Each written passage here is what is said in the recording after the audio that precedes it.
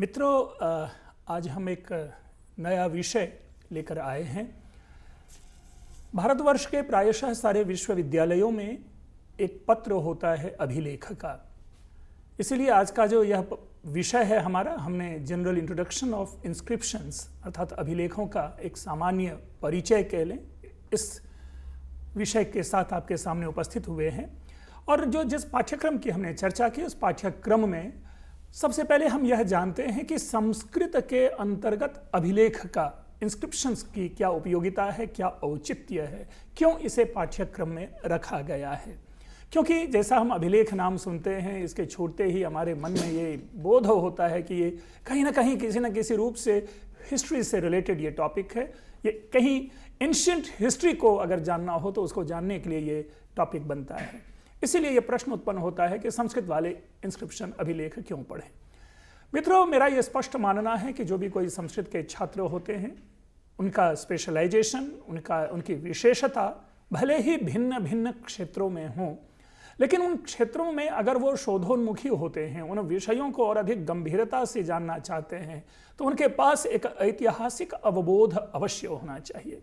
एक हिस्टोरिकल, जिसको कह सकते हैं कि उनमें उस बौद्धिक क्षमता हिस्ट्री के माध्यम से पकड़ने की अवश्य होनी चाहिए, ताकि उसके माध्यम से हम उस संदेश, उस सूचना, उस शास्त्र को और भली भांति समझ सकें।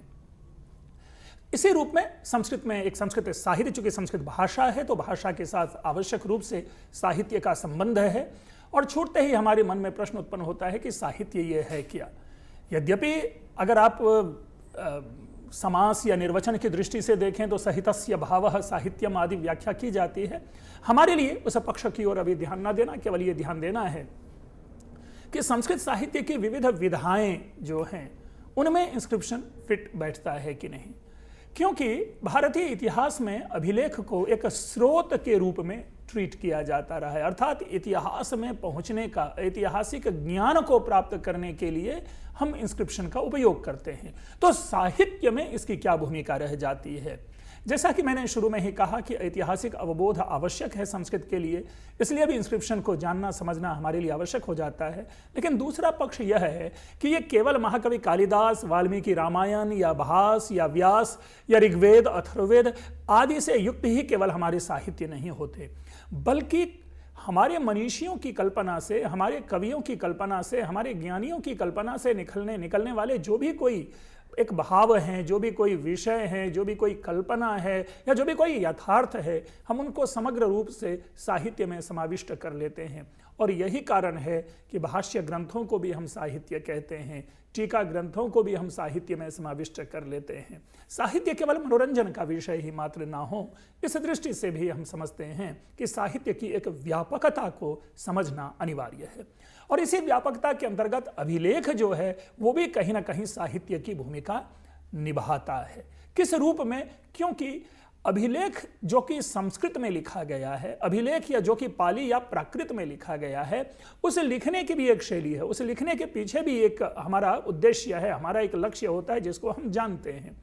मैं समझता हूं कि इस विधा को भी जानना हमारा दायित्व होता है, इसलिए विविध पाठ्यक्रमों में अभिलेख को लगाया जाना मैं समझता हूं उचित है। कई चीज तो ऐसे होते हैं कि जो हमें अभिलेखों से ज्ञात होते हैं।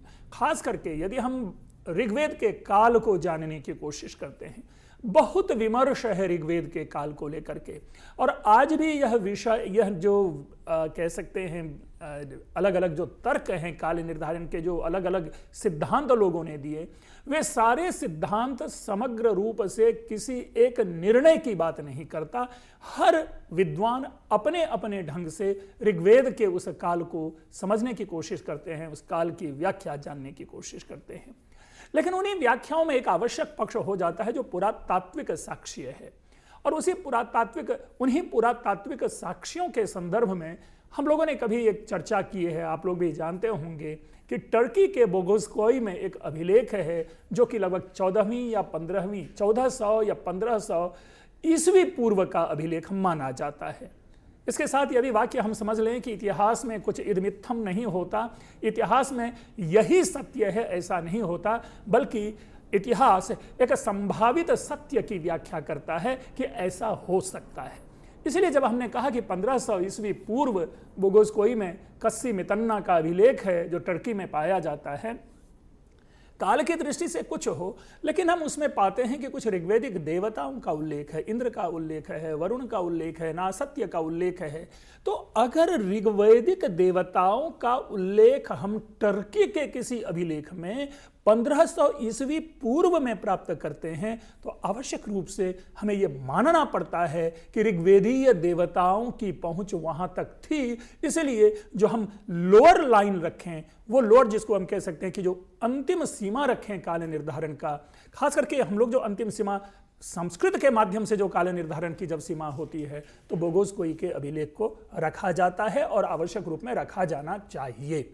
तो इसी रूप में हम कहते हैं कि हमारे यहाँ ऋग्वेद की को जानने की बात, इसी तरह अन्य भी। कभी कभी एक प्रश्न पूछ दिया जाता है कि संस्कृत में लिखा जाने वाला पहला अभिलेख कौन सा है। मित्रों, इस अभिलेख की दृष्टि से अगर हम पाएं तो यद्यपि भारतीय इतिहास में जो सर्वाधिक प्रमुख जो प्राप्त होने वाले अभिलेख हैं वो अशोक के अभिलेख हैं, लेकिन संस्कृत के अभिलेख का जब संदर्भ आता है तो जूनागढ़ के रुद्रदामा का अभिलेख आता है, गिरनार का अभिलेख आता है, और उसकी चर्चा हम यदा कदा कर लेते हैं कि यह संस्कृत का प्रथम अभिलेख है।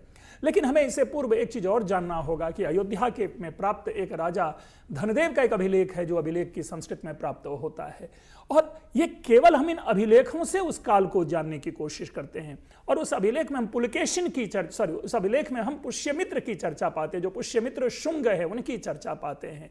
तो उस दृष्टि से हम जो संस्कृत अभिलेखों में, संस्कृत में अभिलेख लिखे जाने के काल की जब व्याख्या करते हैं तो हम वहां तक पहुंच जाते हैं, और हमारा वो ऐतिहासिक भ्रम टूटता है प्रायः, जहां पर यह कहा जाता है कि रुद्रदामा का अभिलेख प्रथम संस्कृत अभिलेख है। अस्तु मित्रों, तो ये हमारे अभिलेख हैं जिस अभिलेख की मैंने औचित्य की चर्चा की और उसको हम जानने की कोशिश करते हैं।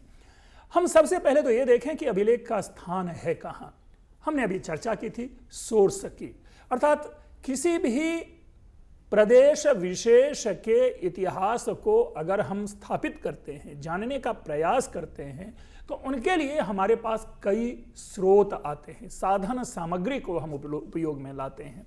यद्यपि इनकी संख्या कई हो सकती हैं, इन पे एक अलग विमर्श की आवश्यकता होती है कि हम किसे सोर्स माने और किसे सोर्स न माने, लेकिन जो आवश्यक रूप से और प्रायः जिसे सबने स्वीकारा है उसको हमने 5 भागों में 5 बिंदु बना करके आपके सामने लाया है, जिसमें पहला हमने लिटरेचर रखा है, दूसरा इंस्क्रिप्शन रखा है, तीसरा क्वाइंस रखा है, चौथा पॉटरीज हैं, और 5वां अदर आर्कियोलॉजिकल एविडेंसेज जो भी हैं। जैसे आजकल में आपने सुना होगा कि यूपी के बागपत में एक खुदाई हुई है, जिस खुदाई में वहाँ पर एक धातु के बर्तन प्राप्त हुए हैं। वहाँ के जो एक्सपर्ट थे, विशेषज्ञ थे, उनके द्वारा यह भी कहा गया है कि इससे पूर्व की खुदाई में रथ की प्राप्ति हुई थी या अन्य जो है कॉफिन की प्राप्ति हुई है। तो जब ये सारी चीज़ें प्राप्ति की बात हम करते हैं तो एक प्रकार से हमारे शरीर में वो रोमांच उत्पन्न होता है जो हमें कहीं ना कहीं उस काल में लेकर के चला जाता है, जिस काल की व्याख्या हम एक सभ्य, सुसंस्कृत और विकसित समाज के रूप में करते हैं। तो अस्तु, तो ये जो आर्कियोलॉजिकल कई सारे ऐसे एविडेंसेज हैं जिसके थ्रू से हम किसी भी देश विशेष के इतिहास को जानने का प्रयास करते हैं। लिटरेचर आवश्यक रूप में एक निश्चित काल तक हम कहते हैं कि हमारे इतिहास को समझने में, इतिहास को जानने में बड़ी महत्वपूर्ण भूमिका निभाई है। हम उदाहरण लेते हैं केवल और केवल स्वप्न वासवदत्तम का उदाहरण, जहां पर कि राजा उदयन है। अब राजा उदयन क्या है? वत्स देश का राजा है। यह हम जान लें कि राजा उदयन काल्पनिक चरित्र नहीं है, वह वत्स देश का राजा है जिसका कि ऐतिहासिक नाम उदयिन या उदायिन अलग अलग ढंग से प्रयोग हमें प्राप्त होता है बुद्धिस्ट ग्रंथों में। और अगर उसी चीज को हम उल्लेख रूप में पाते हैं भास की कल्पना हो सकती है प्रेम विषयक, भास की कल्पना हो सकती है अन्य उद्यान, सूर्योदय, चंद्रोदय, नायक नायिका की भावनात्मक जो भावनात्मक स्वरूप है, हम ये भास की कल्पना हो सकती है। लेकिन अगर प्रद्योत महासेन राजा है जिसका उल्लेख प्राप्त होता है इतिहास में, वत्स देश का राजा उदयन है जिसका उल्लेख प्राप्त होता है इतिहास में, तो उससे भी हम सामग्री ग्रहण करते हैं कि भास के काल में उदयन की क्या पहचान थी। उसी प्रकार जब हम मालविकाग्निमित्रम की चर्चा करते हैं एक साहित्य के रूप में, तो आप स्पष्ट रूप से हम लोग सभी जानते हैं कि अग्निमित्र नाम का राजा है। इस मालविकाग्निमित्र में अग्निमित्र के पिता जो पुष्यमित्र है उनके द्वारा अश्वमेध यज्ञ किए जाने का उल्लेख है। अग्निमित्र का बेटा वसुमित्र है जो कि एक युद्ध जीत कर आता है, उसका उल्लेख है। प्रश्न यह है कि हम उस घटना को क्या है प्रमाण मानकर निकाल लेते हैं, रेस्ट जो भी है कल्पना वो कवि की कल्पना है। तो इस रूप से जो ऐतिहासिक सामग्री है वो कहीं ना कहीं हमें अपने ग्रंथ में छिपा हुआ, साहित्य में छिपा हुआ मिलता है। महाकवि बाणभट्ट की कृति हर्षचरितम एक प्रमाण माना जाता है हर्ष के इतिहास को जानने के लिए। तो इस रूप से जो लिटरेचर है, ये लिटरेचर हमारे लिए स्रोत का काम करता है। मैं इंस्क्रिप्शन को छोड़ रहा हूं अभी इसलिए कि ये हमारा आज का मुख्य विषय है। उसके बाद के जो विषय हैं क्वाइंस हैं, हम उन क्वाइंस की बात कर लें। सिक्के, हमें प्राचीन सिक्के मिलते हैं, कनिष्क के काल के सोने के सिक्के हों या गुप्त काल के सोने के सिक्के हों या बाद में चांदी के सिक्के का प्रचलन हुआ, और उन सिक्कों के ऊपर भी कोई ना कोई बातें लिखी रहती है, कोई ना कोई सूचना रहती है, संस्कृत के वाक्य रहते हैं या उस काल की या उस प्रदेश की जो भाषा है उस भाषा में लिखी हुई सूचनाएं होती हैं, उस पर आकृतियां होती है, किसी पशु के चिन्ह हो सकते हैं, किसी राजा के चिन्ह हो सकते हैं, किसी राजा की प्रतिकृति हो सकती है, और उसके माध्यम से हम उस काल को स्थापित करते हैं। मित्रों, आप लोग सिंधु घाटी सभ्यता के संदर्भ में जो प्राप्त सील है, मुहरे हैं, उनके ऊपर आप अपनी दृष्टि डाल सकते हैं कि उन मुहरों के भी ऊपर में किसी लिपि में कोई ना कोई बात संकेतित है। ये अवश्य है, ये एक हमारे लिए एक कह सकते हैं कि अभी भी इतिहास ने उसको पढ़ा नहीं है, उसका डिसिफर नहीं हो पाया है कि वो बातें क्या लिखी है। लेकिन एक बात स्पष्ट होती है कि कहीं ना कहीं किसी न किसी रूप में किसी लिपि के माध्यम से उस काल की जो बातें हैं वह उसमें निगूढ़ है, उसमें लिखा हुआ है। जिस दिन उसको पढ़ा चला जाएगा, जिस दिन उसे पढ़ लेंगे, उस समय हमें सिंधु घाटी सभ्यता के विषय में एक अतिरिक्त और एक विशिष्ट जानकारी की प्राप्ति होगी। तो क्वाइंस भी क्या है हमारे लिए, सिक्के भी जो है वो हमारे लिए बन जाता है स्रोत। बल्कि आज ही के संदर्भ में देख लें, आप देखिए हमारे रुपए, हमारे सिक्के जिस पे लिखा होता है, कई भाषाओं में राशि लिखी होती है, या हम उसमें पाते हैं सत्यमेव जयते लिखा होता है, भारत का चिन्ह होता है किसी किसी सिक्के पे। तो ये जो चीज़ें हैं, आप आगे आने वाले दिनों में देखें कि 200-400 वर्षों के बाद जब ये इतिहास हो जाएगा आज का काल, तो उन सिक्कों पर लिखी हुई जो सूचना है वो उस काल के लिए स्रोत के रूप में काम करेगा कि इस काल को अर्थात आज के दिन को कैसे जाना जाए। पॉटरीज, उस समय के जो बर्तन हैं, कई सारे ऐसे बर्तन होते हैं, सुराही है, घड़ा है, ग्लास है, ग्रेनरी जो हम अनाज रखने की जो जगह है, कहीं कहीं आप देखेंगे कि ऐसे भी पॉटरीज मिले हैं जिसमें कि शवाधान किया जाता था, डेड बॉडी को रख करके उसका जो कह सकते हैं बरियल किया जाता होगा। तो ये पॉटरीज भी है, हमें उस काल का संकेत देता है। और इसके साथ ही हम यह भी जानते हैं कि जो पॉटरीज, वो जो बर्तन बनाने की कला का जो विकास है, हम उसके माध्यम से भी पाते हैं कि एक अमुक काल में ऐसा बर्तन था, उसके बाद हम देखते हैं कि किसी भिन्न कलर का है। आप बार बार एक शब्द पढ़ते होंगे इतिहास में, PWG, painted, PGW, painted grey wares. तो ये जो चीज़ें हैं, घरों पर चित्र बनाना, उसके ऊपर ये करना, फिर टेराकोटाज हैं, ऐसी कई सारी चीज़ें हैं जिनको हम स्रोत में लाते हैं। लेकिन हमारे लिए आज का मुख्य विषय है इंस्क्रिप्शन। उन विषयों की बहुत अधिक चर्चा ना करके हम अभिलेख की चर्चा करें कि अभिलेख किस प्रकार हमारे लिए स्रोत का काम करता है।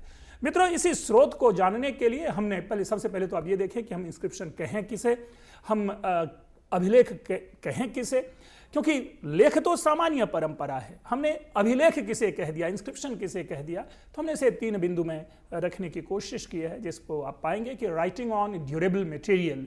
मतलब क्या हुआ कि किसी मजबूत टिकाऊ तत्व के ऊपर लिखा जाना, अर्थात जो हॉरिजॉन्टल होगा, यानी जिस पर लिखा जाएगा वो एक मजबूत होना चाहिए।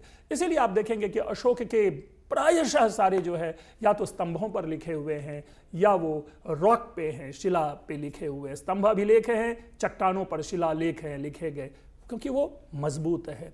बाद में भी आप देखेंगे कि कॉपर प्लेट से है, आप पाएंगे कि वॉल्स पे लिखे गए हैं। तो इस कारण से वो चीज़ें जो बहुत प्राचीन काल में किसी मजबूत पदार्थ पर लिखा गया है, जिसके माध्यम से हम सूचना प्राप्त कर रहे हैं।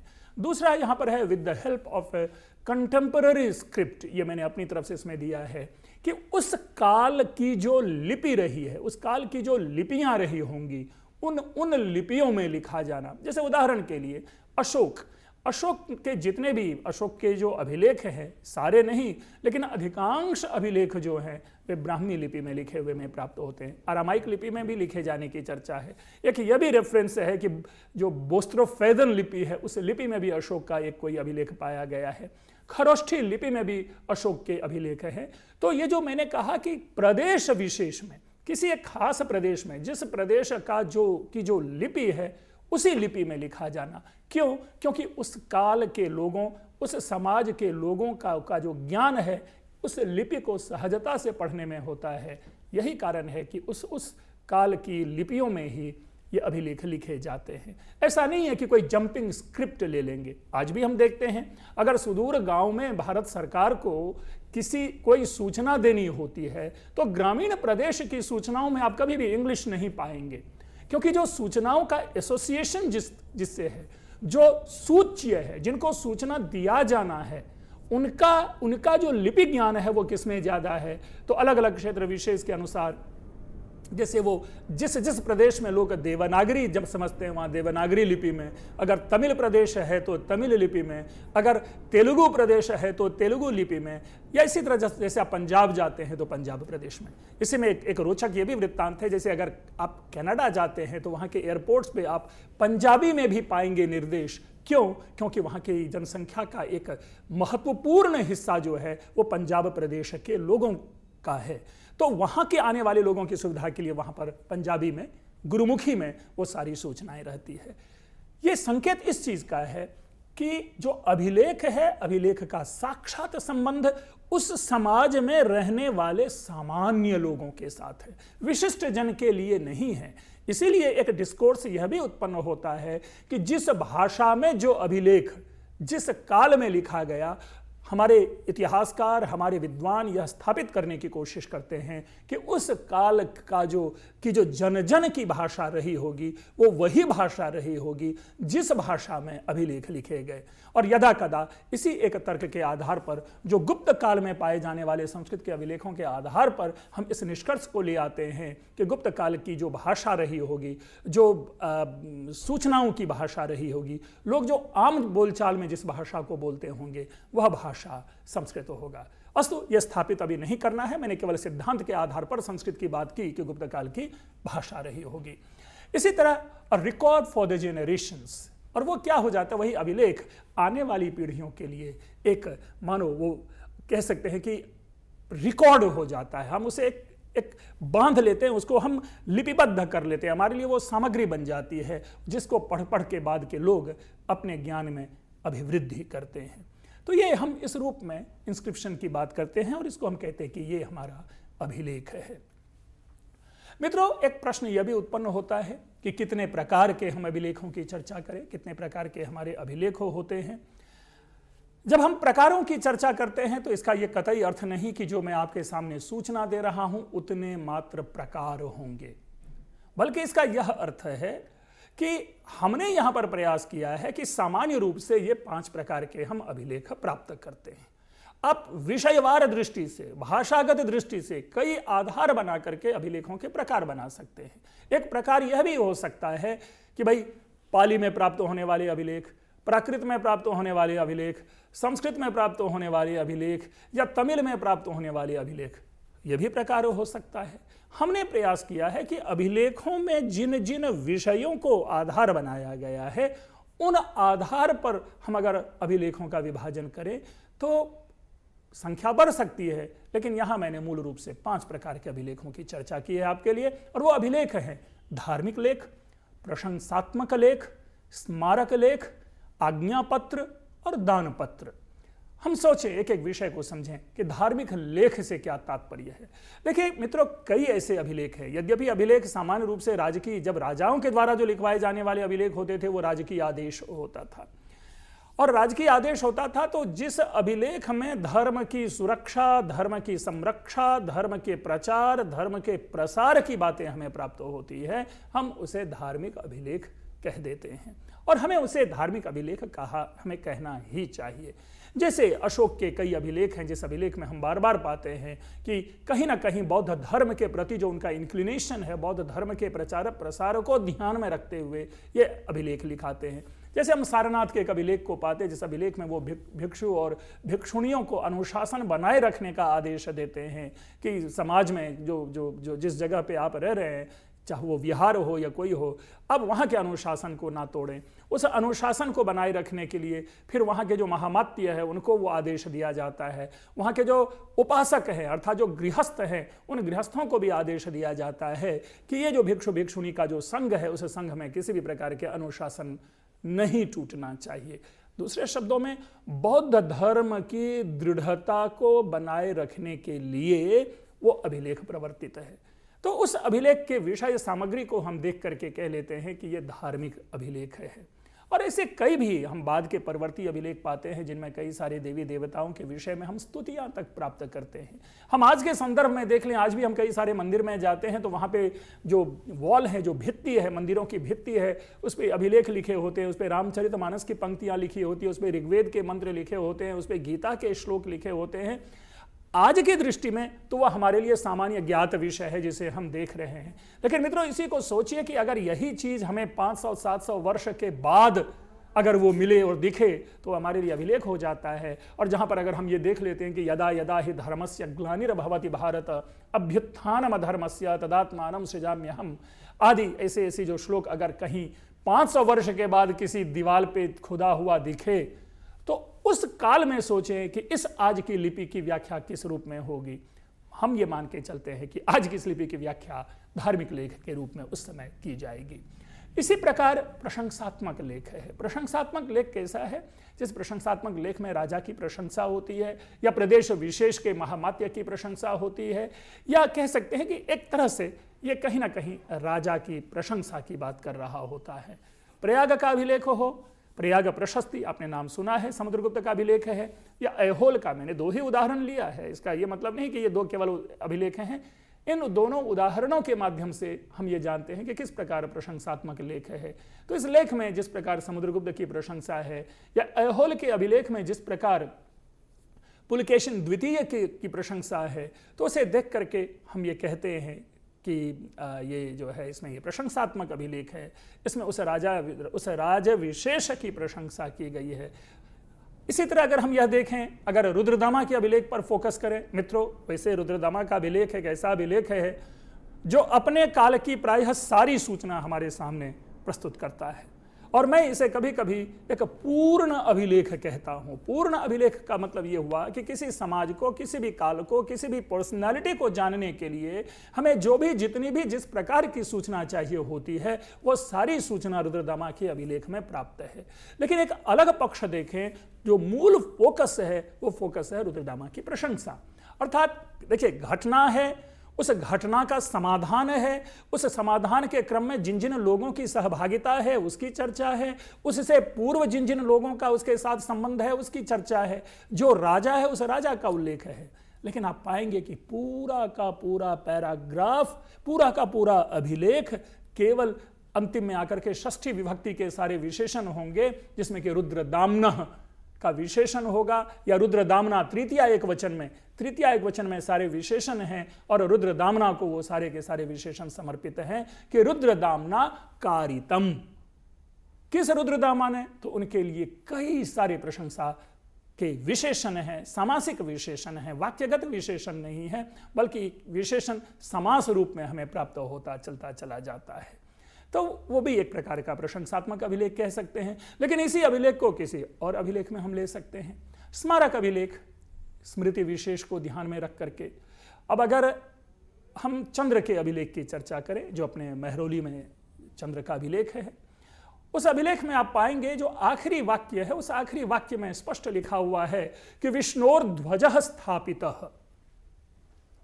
ध्यान रखना है कि विष्णु ध्वज की स्थापना करवाई गई। तो अगर अब विष्णुर्ध्वज स्थापित, विष्णु ध्वज की स्थापना करवाई गई, क्यों करवाई गई, कब करवाई गई? तभी हम कोई कल्पना करते हैं कि किसी विशेष अवसर पर यह करवाया गया होगा।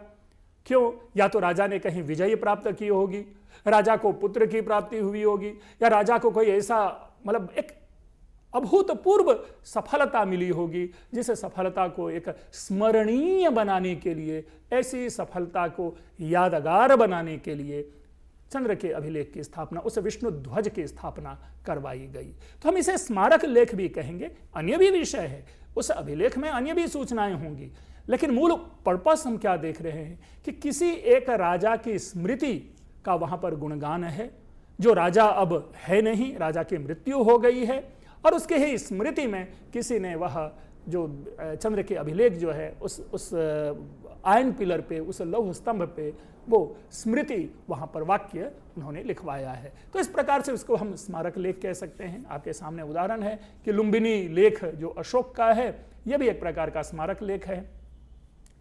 इसी प्रकार आज्ञा पत्र है। आज्ञा पत्र में आदेश दिया जाता है, नाम से ही स्पष्ट है। उसमें कई सारे ऐसे हमें ताम्रपत्र के रूप में, जैसे दामोदरपुर और नालंदा के ताम्रपत्र की चर्चा आती है कि उसमें आज्ञाएं दी जाती है कि ये ऐसा करेगा, वो ऐसा करेगा, या इस प्रकार काम करना है।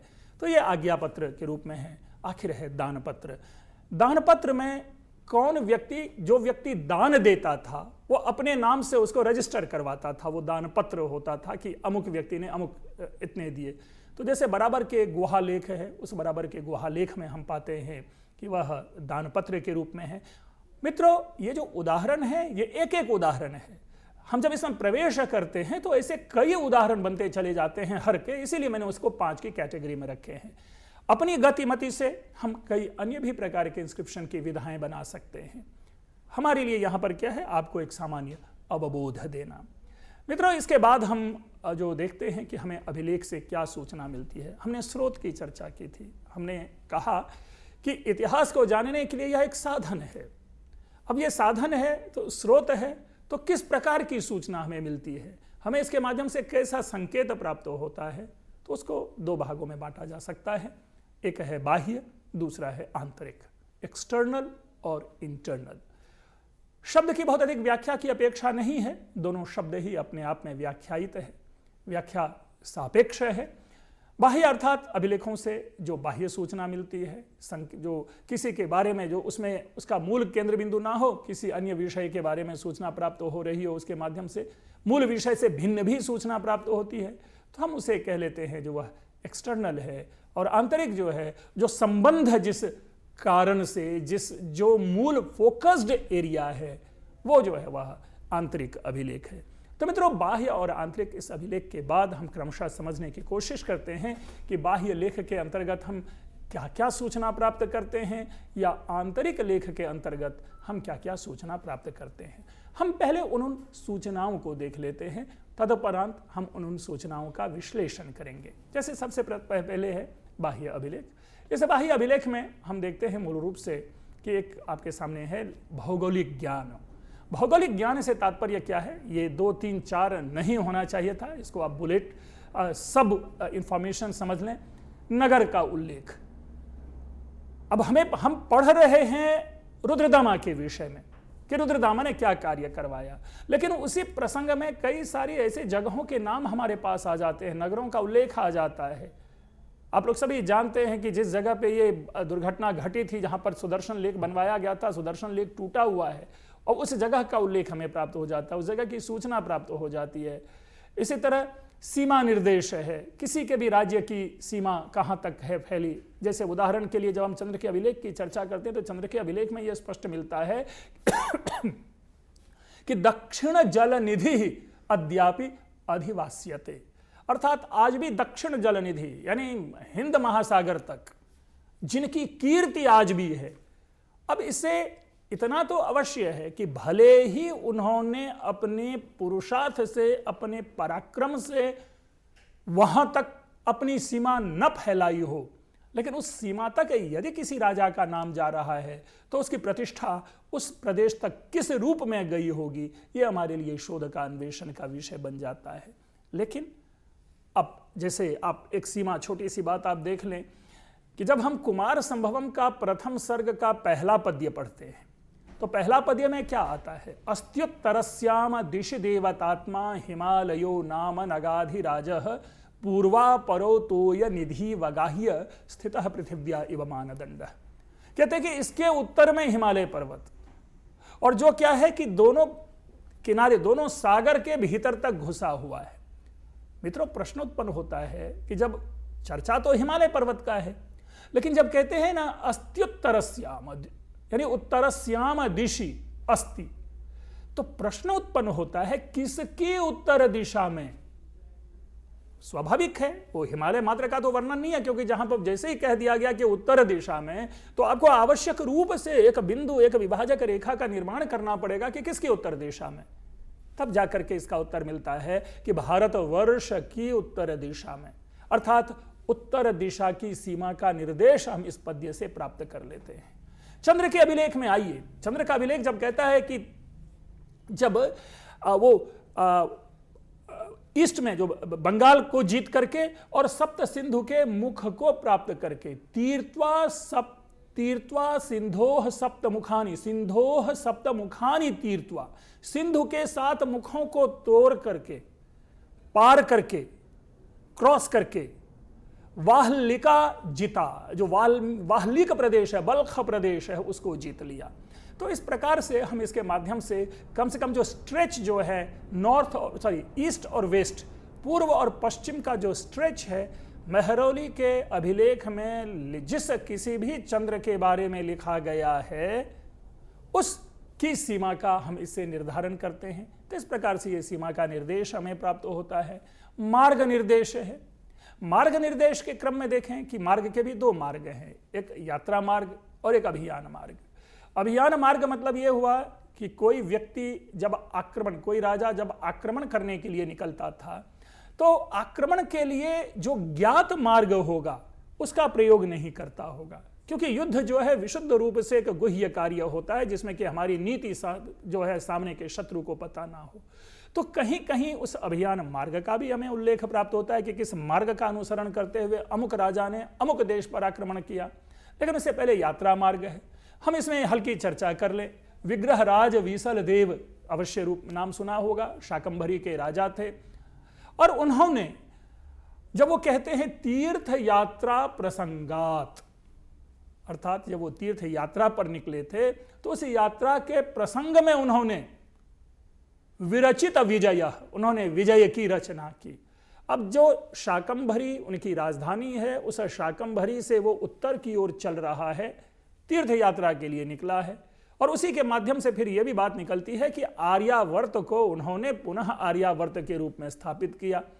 तो जब ये छोटी छोटी सूचनाएं मिलती है तो हम आवश्यक रूप से उन चीज़ों को भी जानने की कोशिश करते हैं कि कौन सा मार्ग किस मार्ग से निकला होगा।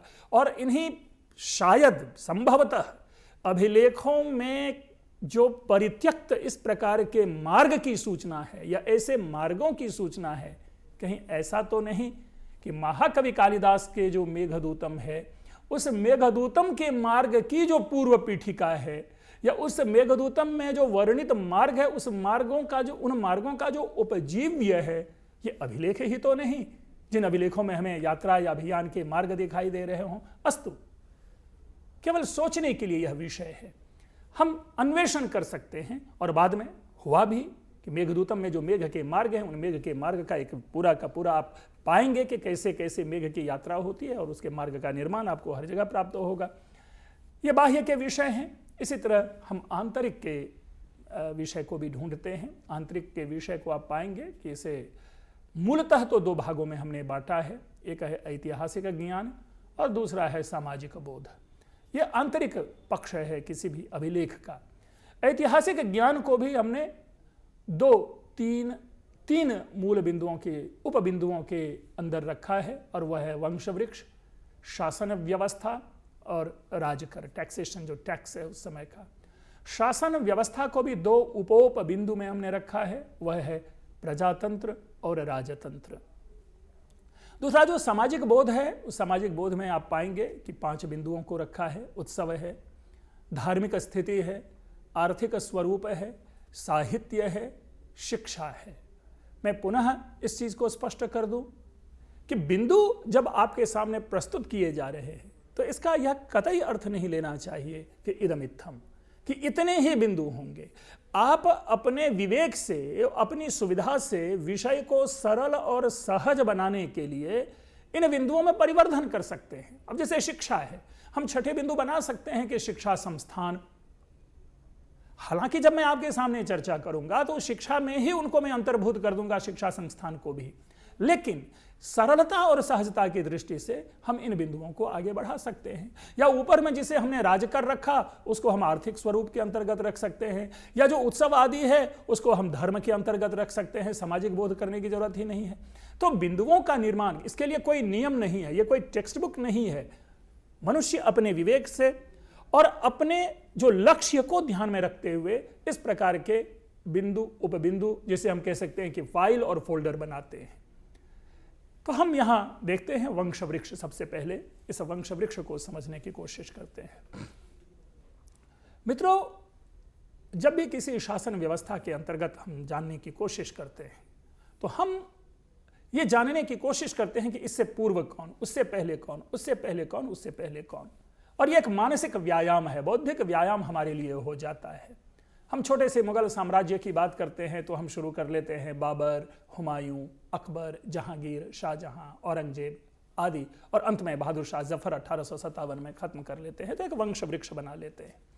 इसी तरह से हम लोग सभी जानते हैं कि अंग्रेजों ने जो हमारे ऊपर शासन किया तो उनके भी हम बना लेते हैं कि कौन कब वायसराय थे, कैसे कैसे बनते गए और अंत में हम लोग लॉर्ड माउंटबेटन पे आके रुकते हैं। ये हमारे चीजों को जानने की एक व्यवस्था है, ये एक बौद्धिक व्यायाम है। और हमारे सामने इस वंश वृक्ष को प्रस्तुत करने के दो सर्वाधिक प्रमुख उदाहरण है। ये केवल अभिलेख मात्र का विषय नहीं है। हम आप सभी जानते हैं कि जो पुराण का जो विषय है वो पुराण वंश की बात ही करता है। सर्गश्च प्रति सर्गश्च वंशो मनवंतरानी च। आप पुराण में जाएंगे, जितने भी राजा राज्य जो तथाकथित हमारे ऊपर जो जिन्होंने शासन किया या जो राजा थे, उनके वंश वृक्ष, उनके वंश परंपरा का उल्लेख प्राप्त होता है। और उसी को आधार बनाकर महाकवि कालिदास ने रघुवंशम की चर्चा की, जिसमें हम राजा दिलीप से लेकर के अग्निवर्ण तक के 29 राजाओं की सूची प्राप्त करते हैं और क्रम से सारे राजाओं का नाम का उल्लेख मिलेगा, जिसमें केवल और केवल 18वें सर्ग में आपको 18 राजाओं का उल्लेख प्राप्त होता है। तदनुसार दिलीप का पुत्र हम जानते हैं रघु है, रघु का अज है, अज का दशरथ है, दशरथ का राम है, राम का लवकुश है आदि। तो ये जो है ये वंश वृक्ष हम अभिलेखों में भी पाते हैं। हम आपके सामने दो उदाहरण रखते हैं यहाँ पर। हम जो स्कंदगुप्त का अभिलेख है, उस स्कंदगुप्त के अभिलेख से हम ये जानकारी लेते हैं कि गुप्त साम्राज्य की स्थापना श्री गुप्त ने करवाई थी, जिसका पुत्र घटोत्कच था। घटोत्कच का पुत्र आपको चंद्रगुप्त प्रथम है, चंद्रगुप्त प्रथम का पुत्र समुद्रगुप्त है, समुद्रगुप्त का पुत्र चंद्रगुप्त द्वितीय है, चंद्रगुप्त द्वितीय का पुत्र कुमारगुप्त है, कुमारगुप्त का पुत्र स्कंदगुप्त है। और बाद में भी जाकर के हम जानकारी लेते हैं कि गुप्त साम्राज्य का आखिरी राजा बुधगुप्त था। ये उन अभिलेखों में जो निहित सूचना है, उन सूचनाओं के आधार पर हम एक वंश वृक्ष तैयार करते हैं। एक लघु वंश वृक्ष हमें प्राप्त हो जाता है रुद्रदामा के अभिलेख में, जहां पर स्वामी चष्टनस्य पौत्रस्य क्लियर लिखा हुआ है। क्षत्रपस्य सुगृहीत नाम्नः जयदाम्नः पुत्रस्य महाक्षत्रपस्य रुद्रदाम्नः। ये पंक्ति आप पाएंगे रुद्रदामा के अभिलेख में प्राप्त होती है। वहां पर भी हम देखते हैं कि स्वामी चष्टन, जिन्होंने इस वंश की नींव रखी, जो महाक्षत्रप थे, उनके पुत्र जयदामा जो कि क्षत्रप था, और जयदामा का पुत्र रुद्रदामा जो कि पुनः महाक्षत्रप था। तो यद्यपि ये तीन ही लोगों की चर्चा है, लेकिन रुद्रदामा ने अपने दोनों पूर्वजों का इसमें उल्लेख किया है। और ऐसे कतिपय कई हमें अभिलेख प्राप्त होते हैं, जिन अभिलेखों में हम चर्चा पाते हैं। इवन आपको जब ऐहोल के शिलालेख में भी जाएंगे तो आपको सारी की सारी सूचनाएं मिलेंगी, कौन कौन राजा होते चले गए। और इन्हीं अभिलेखों के आधार पर हम पूरे भारतीय इतिहास को समझते हैं। इस रूप में अभिलेख की वहाँ पर बड़ी ही महत्वपूर्ण भूमिका हो जाती है। शासन व्यवस्था को लें, शासन व्यवस्था में हम अभी प्रजातंत्र या राजतंत्र का उल्लेख न करें। प्रजातंत्र के उल्लेख, चलिए पहले मैं शासन व्यवस्था को समझ लेता हूं। शासन व्यवस्था को यहां समझने का मतलब केवल राजतंत्र या प्रजातंत्र नहीं है, बल्कि कोई भी राजा किस रूप में प्रजा कल्याण के लिए समर्पित है, यह मूल उद्देश्य है। हाँ, जब राजा का चयन कैसा होता है, कैसे होगा या किस प्रकार होता था, इन विषयों का जब हम उल्लेख करते हैं तब हम प्रजातंत्र या राजतंत्र की चर्चा करते हैं। अन्यथा प्रजातंत्र से निर्वाचित राजा हो या राजतंत्र के माध्यम से प्राप्त राजा हो, दोनों राजा का एक ही उद्देश्य होता था, प्रवर्तताम प्रकृति हिताय पार्थिव, राजा प्रकृति रंजनात्। तो मूल उद्देश्य यही है। इसलिए पहले हमें शासन व्यवस्था को ध्यान में रखना है। इन सारे राजाओं की शासन व्यवस्था का मूल लक्ष्य ही था प्रजाहित, राज्य हित।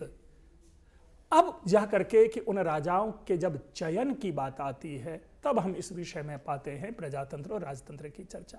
यूं तो भारतीय इतिहास का एक अधिकांश हिस्सा जो है वो राजतंत्र से प्रभावित है, लेकिन हमें उल्लेख, एक जो प्रथम प्रजातंत्र का उल्लेख है, जो तथाकथित, ये प्रमाण, इसका अन्वेषण है, जो वज्जी संघ, आप लोगों ने जो 16 महाजनपदों की चर्चा आती है जिसमें वज्जी संघ है, जो कि आधुनिक जो वैशाली, बिहार का जो वैशाली प्रदेश है, यहाँ माना जाता है कि प्रथम प्रजातंत्र का संकेत हमें प्राप्त होता है। और ये संकेत भी हम इन्हीं अभिलेखों आदि के आधार पर, हम अपने स्रोतों के आधार पर प्राप्त करते हैं। राजतंत्र का स्पष्ट उल्लेख है। अभी मैंने रुद्रदामा की पंक्ति सुनाई, अभी मैंने स्कंदगुप्त की चर्चा की, इसी तरह समुद्रगुप्त हैं। ये सारे के सारे लोग जिस प्रकार अपनी शासन व्यवस्था को संचालित कर रहे हैं, जिस प्रकार इनका चयन हुआ है, जिस प्रकार ये राजा बने हैं, उस क्रम में ये हम राजतंत्र की चर्चा पाते हैं। इसके बाद है राजकर, टैक्सेशन। अब देखेंगे कि कोई भी राज्य जो है बिना कर के नहीं चलता।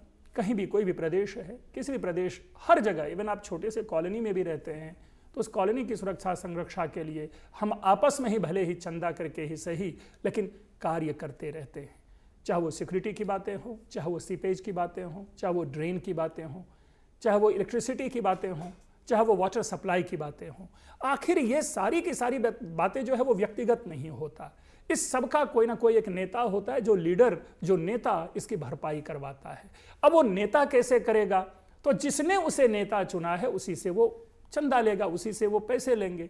हम इसको सामान्य रूप में समझते हैं कि ये टैक्स होता है, जिस टैक्स के माध्यम से उस प्रदेश विशेष का विस्तार, उस प्रदेश विशेष का कल्याण आदि कार्य होते हैं।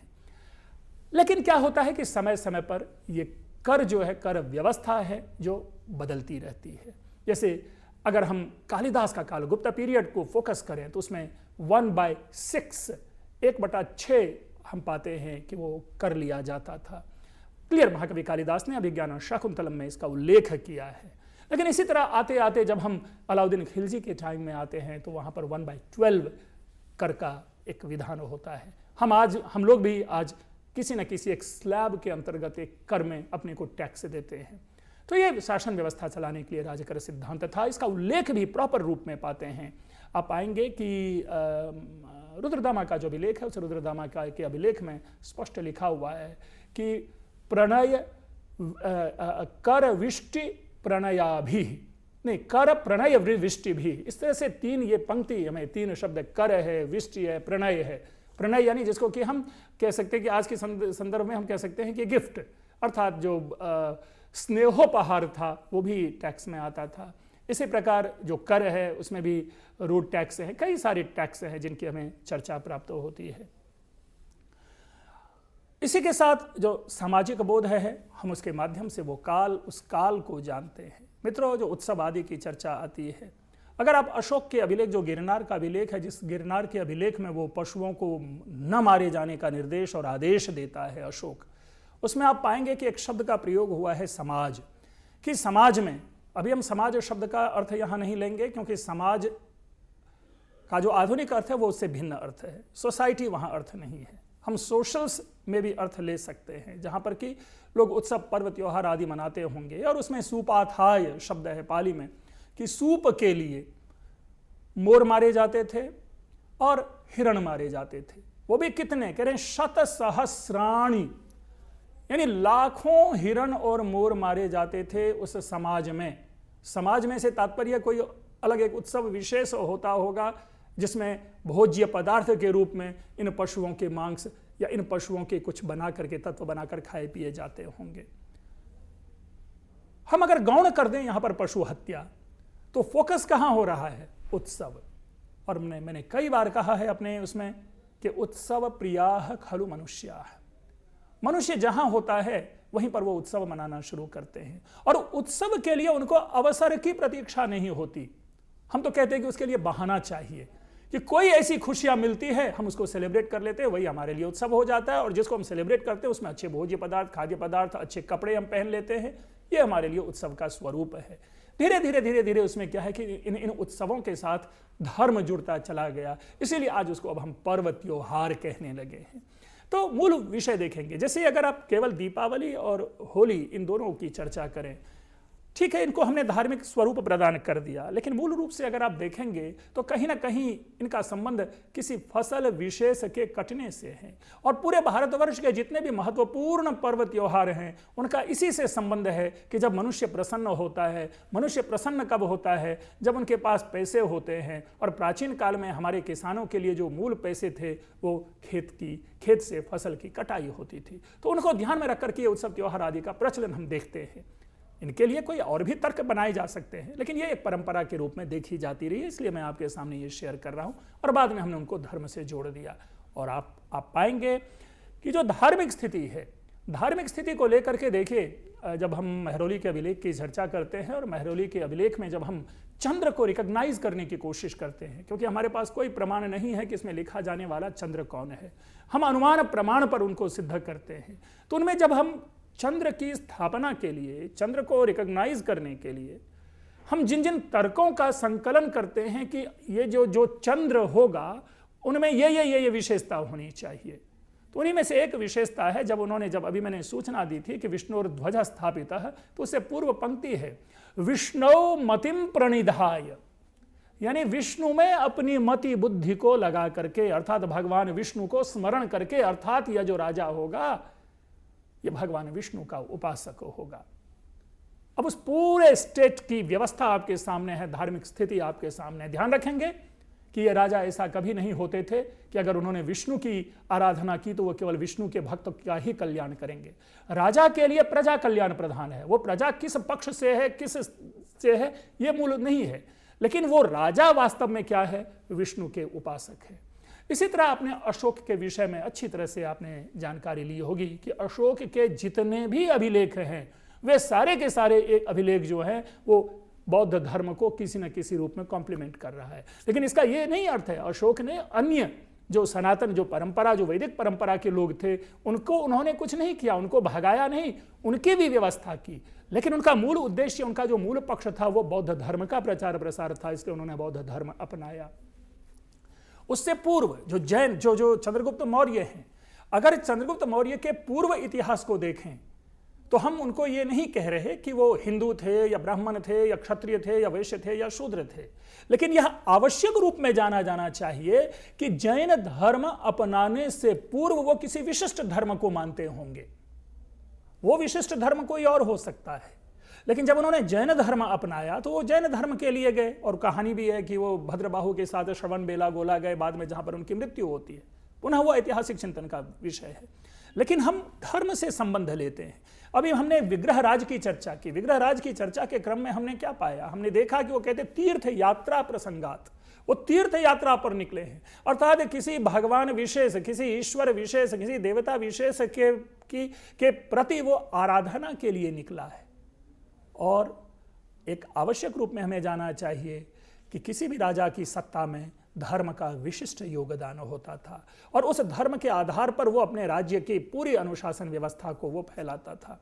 रुद्रदामा के अभिलेख में आप पाएंगे, मैं एक छोटा सा संकेत देता हूं, वो क्लियर लिखता है कि गो ब्राह्मण रक्षार्थम, शब्द पे ध्यान देना है, गो ब्राह्मण रक्षार्थम। मित्रों, पुनः मैं कहूंगा कि हाँ ब्राह्मण शब्द है या कोई शब्द है, हम केवल मानव शब्द ले लेते हैं कि गो मानव रक्षार्थम, लेकिन जो काल है उस काल के संदर्भ में एक विशेष बात आती है कि इस राजा का झुकाव, रुद्रदामा का झुकाव, जो रुद्रदामा स्वयं क्या है? शक है। और वो कह रहा है कि गाय और ब्राह्मण की रक्षा के लिए, यानी उनके काल में भी ब्राह्मण जो था वो पूज्य था। प्रश्न अब मैंने पहले ही कहा कि यहां पर ये उचित है कि यहां पे मानव शब्द होता तो ज्यादा सुंदर होता, लेकिन जब हम उस काल को जानते हैं तो उस काल की सच्चाई से मुंह नहीं मोड़ सकते। और दूसरा शब्द उन्होंने कहा गो यानी गाय और ब्राह्मण की रक्षा के लिए। पुनः मैं किसी विशेष राजनीतिक दृष्टि से इसकी व्याख्या नहीं कर रहा हूं, मैं व्याख्या यह दे रहा हूं कि उस काल में गो और ब्राह्मण ऐसे राजाओं के लिए सर्वाधिक आदरणीय होता होगा, सम्माननीय होता होगा। इसीलिए अपने उस राज्य की सत्ता के विशेषता को दर्शाने के लिए रुद्रदामा अपने उस अभिलेख में गो ब्राह्मण रक्षार्थम आवश्यक रूप से लिखवा रहा है। वो चाहता तो उसे हटा सकता था, लेकिन वो काल है, वो समाज है, जिससे हमें यह सामाजिक बोध हो रहा है कि उस समाज में अमुक वर्ग की क्या दशा थी, अमुक वर्ग का क्या ये था। इसी तरह रुद्रदामा के हम संबंधों की चर्चा पा लेते हैं रुद्रदामा के अभिलेख में, जहां पर स्पष्ट वो कहता है कि शातकर्णेह द्विवारम विजित्य विजित्य, अर्थात शातकर्णी को 2 बार जीत करके फिर उनको क्या है, उनको लेकिन गद्दी से नहीं हटाता है। अब वहां पर देखिए इनका वहां पर संबंध है, वैवाहिक संबंध है, जिसके कारण उस राजा को वो हटाता नहीं है। लेकिन हमें एक सूचना क्या मिलती है, ये सूचना मिलती है कि रुद्रदामा ने उनको पराजित किया है। आगे है आर्थिक स्वरूप। जैसा अभी आर्थिक स्वरूप की चर्चा हमने कर टैक्सेशन के संदर्भ में की आपके सामने, और हम लोग सभी जानते हैं कि जब राज्य के 7 अंगों की चर्चा होती है, जो सप्तांग प्रकृति की चर्चा होती है, उस सप्तांग प्रकृति के अंतर्गत एक है कोश। महाकवि कालिदास ने रघुवंशम के प्रथम सर्ग के मेरे ख्याल से 4, 5वें या 6ठे पद्य में उन्होंने संकेत दिया है, जो कहते हैं वो कि धन संचय करते थे। अर्थात रघुवंशी राजा थे वो किस चीज के लिए, त्यागाय संभृतार्था नाम, वे त्याग के लिए अर्थ संग्रह करते थे। लेकिन त्याग का मतलब यहां पर क्या है? त्याग का मतलब है जो अतिथि आते थे, यथार्चितार्थी नाम, यानी जो अर्चना, जो मांगने के लिए, प्रजा जो उनसे मांगने के लिए आते थे, उनके मांग के अनुरूप अपने कोष से उन प्रजाओं को वह मदद करते थे। अगर अर्थ नहीं होगा तो उस साम्राज्य का, उस राज्य का चलना मुश्किल है, क्योंकि एक भी कल्याणकारी कार्य नहीं किया जा सकता। मित्रों ध्यान दें, आप इसको समझें कि जब रुद्रदामा ने जब उस सुदर्शन लेक का पुनर्निर्माण, जीर्णोद्धार प्रारंभ किया, तो उन्होंने अपने 2 मिनिस्टर को यह रोल दिया कि भाई इस रोल को तुम पूरा करो, तुमको यह काम करवाना है, मति सचिव और कर्म सचिव। लेकिन जबकि उस मति सचिव और कर्म सचिव को सारी आर्थिक सहायता थी, वो काम नहीं करता है। लेकिन उसी आर्थिक सहायता, अगर वो अर्थ नहीं होता तो बाद में जिसने उसको पूर्ण करवाया वो उस झील का जीर्णोद्धार नहीं कर पाता। इसलिए राज्य के जो 7 अंग हैं, उन 7 अंगों में एक अंग कोश है, और वहां पर कोश का मतलब ही है कि जहां पर अर्थ संचय हो, जहां पर अर्थ किया जाए। और किसी भी राज्य की जो मजबूती है, किसी भी राज्य की जो सत्ता है, वो उसके अर्थ संचय से देखा जाता है। आज भी हम लोग पढ़ते हैं कि भारत विश्व के उन राष्ट्रों में, बल्कि आगे आने वाले कुछ वर्षों में भारत जो है विश्व का 5वां सबसे धनी राष्ट्र हो जाएगा अर्थ की दृष्टि से।